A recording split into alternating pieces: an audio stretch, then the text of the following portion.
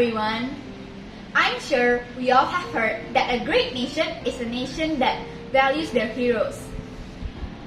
Today, I'm going to tell you a story about Raden Ajeng Kartini, my favorite hero.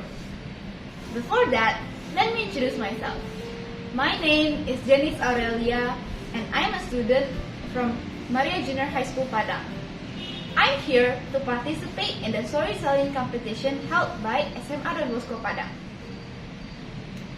Let's start the story with many years ago.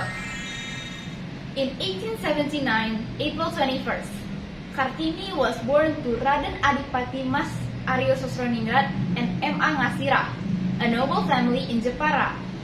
Her father was the regent who ruled over Jepara at that time, while her mother was a common people. Kartini lived in prosperity and under strict Javanese rules with her siblings. As a Raden Ajeng, Kartini was entitled to go study at ELS school. There, she was known as a smart and active student. And she could speak the Dutch language fluently. Unfortunately, when she was 12 years old, she had to quit studying. She had to undergo Javanese traditions known as dipingit. It was a Javanese custom that forbids girls to go outside before marriage. She was secluded in her house and taught how to take care of her beauty and her cooking skills. Kartini did not like it. She felt as if her freedom was taken away. Kartini felt very bored and hopeless. That was until her brother handed her a present before he left for the Netherlands. Her brother said to her, "Kartini, your body can be dim and perish into ashes, but your mind has no time limitation." Apparently, the present was a key to a big cupboard in her brother's room. When Kartini opened the cupboard, she was amazed and shocked to find it was filled with books.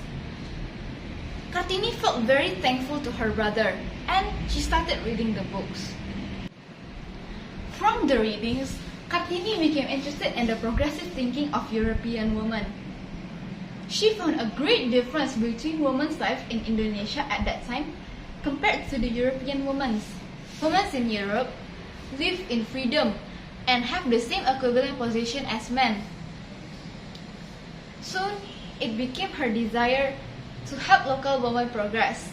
At that time, local women had a low social status. Women should not only be housewives, but also respected and acknowledged. That's it. It can only happen if all women, rich nor poor, can go to school. Kartini and her sisters began gathering local younger girls and started teaching them.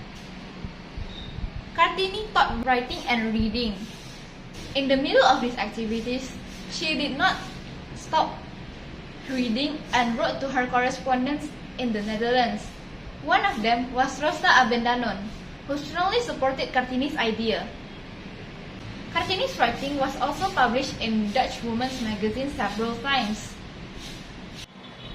She also applied to a scholarship in the Netherlands.